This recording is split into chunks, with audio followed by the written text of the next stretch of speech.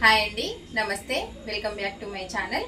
ఈరోజు ఒక నెల వరకు నిల్వ ఉండే టమాటా పచ్చడి ఎలా చేయాలో నేను మీకు చూపిస్తాను. చూడండి. ఫస్ట్ ముందుగా స్టవ్ ఆన్ చేసుకోవాలి. ఆన్ చేసుకుని మెయిన్గా ఇది ఇలా రౌండ్గా ఉండేటట్టు చూసుకోండి. అది ఎందుకనేది నేను తర్వాత చూపిస్తాను. చూడండి, టమాటాలు ఇది ఒక హాఫ్ కేజీకి పైన ఉన్నాయి. ఒక టమాటాలో 4 ముక్కలు మాత్రమే చేయాలి. చూడండి, ఒక నిమ్మపండంతా చింతపండు వేసేసి చూడండి నేను ఎలా చేస్తానో. ఇప్పుడు జస్ట్ కేవలం ఇలా పైకి కిందికి గిన్నెతో మాత్రమే అంటూ ఉండాలి. స్పూన్ పెట్టి కలపకూడదు. స్పూన్ ఎప్పుడు పెట్టి కలపాలో నేను మీకు చూపిస్తాను. ఓకేనా అండి? కాసేపు వెయిట్ చేద్దాం. ఒక 15 మినిట్స్ వరకు ఇలా అనుకుంటూ ఉంచుదాం.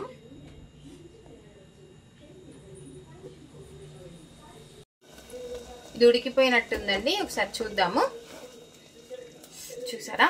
ఇట్లా అంటూనే ఉండాలి. ఇప్పుడు మనము తడి లేని స్పూన్ పెట్టి కలుపుదాం. అది మొత్తము దగ్గర పడింది కదా.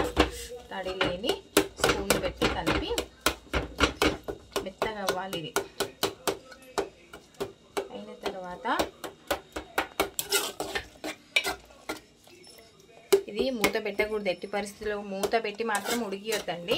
మూత పెట్టి ఉడికిస్తే ఆవిరి మొత్తం అందులో పడేసి పచ్చడి ఖరాబ్ అయిపోతుంది.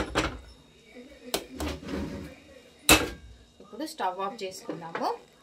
చూడండి,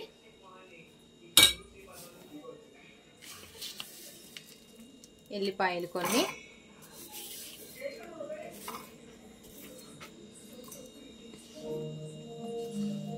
జీలకర్ర వేసి మిక్సీ చేసేద్దాం. చూడండి ఫ్రెండ్స్, ఇది మొత్తం చల్లారిపోయింది. ఎప్పుడైనా సరే చల్లారిపోయిన తర్వాత నేను చెప్తున్న ప్రాసెస్ అది వినండి. మన 2 కాళ్ళ సందులో ఈ గిన్నెను పెట్టుకొని ఈ పప్పు గుత్తి ఉంటుంది కదండి, దాంతో ఇలా అద్దాలి. బాగా చేద్దాం. ఇట్లా పెద్దగా రుద్దితే చట్నీ జ్యూసీగా వస్తుంది. కొంచెం దాంట్లోనే తగినంత కారపొడి, తగినంత అంటే మనము తినేంత కారం పొడి వేసుకోవచ్చు. నేనైతే 3 స్పూన్లు వేసాను. చూడండి,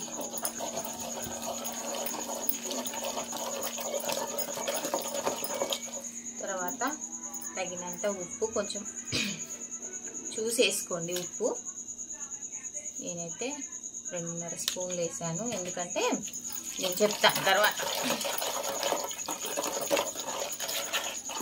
ఇది అయిపోయిన తర్వాత, ఇలా చేసిన తర్వాత ఇప్పుడు వెల్లుల్లి జీలకర్ర మిక్సీ పట్టుకున్నాం కదా, ఆ పేస్ట్ ఇందులో వేసి బాగా మిక్స్ చేద్దాం. చూడండి, మంచి స్మెల్ వస్తుంది. సూపర్ స్మెల్ వస్తుంది అమ్ములు. ఇప్పుడు ఇది అయిపోయింది, సరిపోతుంది ఇంత. మనం ఇప్పుడు ఏం చేద్దామంటే తాలింపు వేసుకుందాం. చూడండి తాలింపు ప్రాసెస్ ఎలా చేస్తానో. కడాయిలో నూనె పోసుకుందాము. కొంచెం ఎక్కువే పడుతుందండి, ఎందుకంటే పచ్చడి కదా, నిల్వ పచ్చడి కదా, కొంచెం ఎక్కువనే పడుతుంది. దీంట్లో శనగగింజలు, జీలకర్ర,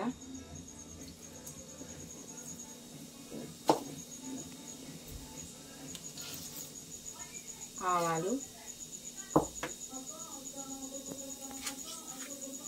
కొంచెం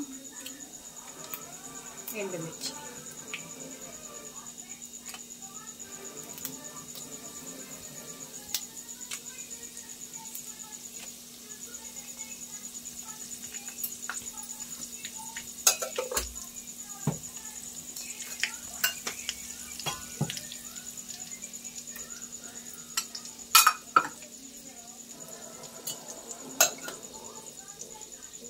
మీకు ఇందాక దీని గురించి చెప్తానన్నాను కదా, ఈ రౌండ్ గురించి.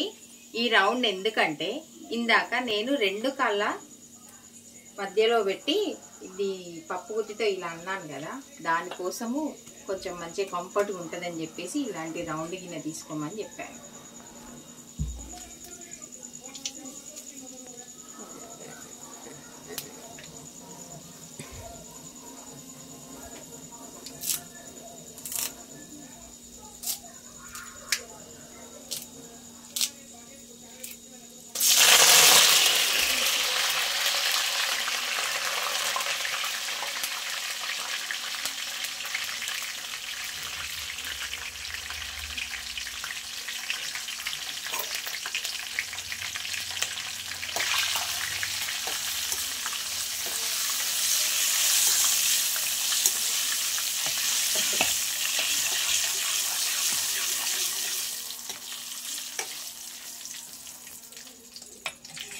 ఇప్పుడు ఏం చేద్దామంటే ఇది ఆఫ్ చేద్దాం.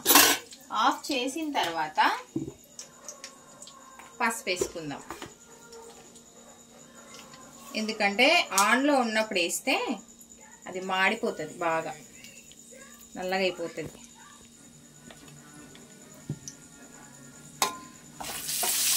ఓకేనా ఫ్రెండ్స్?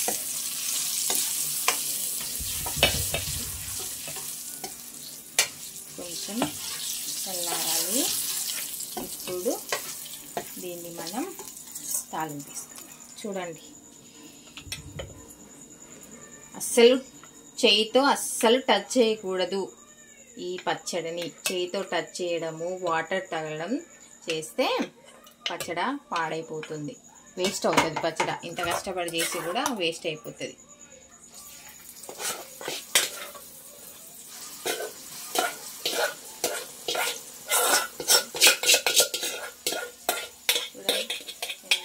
ఎర్రగా చూసారా ఎంత బాగుందో. నాకైతే చాలా బాగా ఇష్టము ఈ పచ్చడి.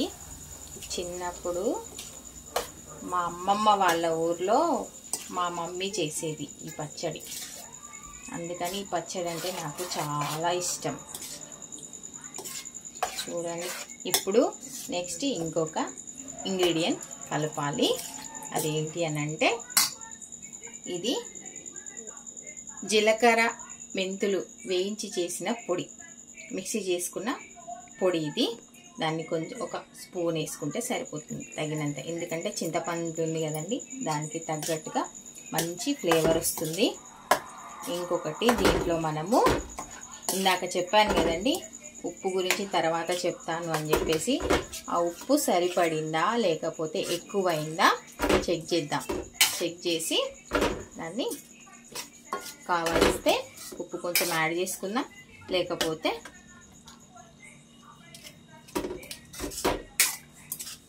వద్దు. చూడండి నేను టేస్ట్ చేస్తున్నాను దీన్ని. ఉప్పు పడితే ఉప్పు వేస్తా, లేకపోతే లేదు.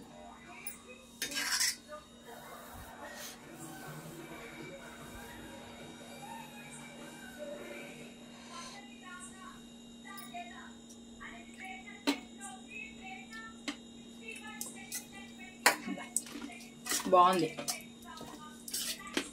సూపర్ టేస్టీగా ఉంది. మీరు కూడా ఒకసారి ట్రై చేసి చూడండి ఫ్రెండ్స్. రెసిపీ కనుక నచ్చితే కామెంట్ సెక్షన్లో కామెంట్ చేయండి friends. Boy friends, thank you.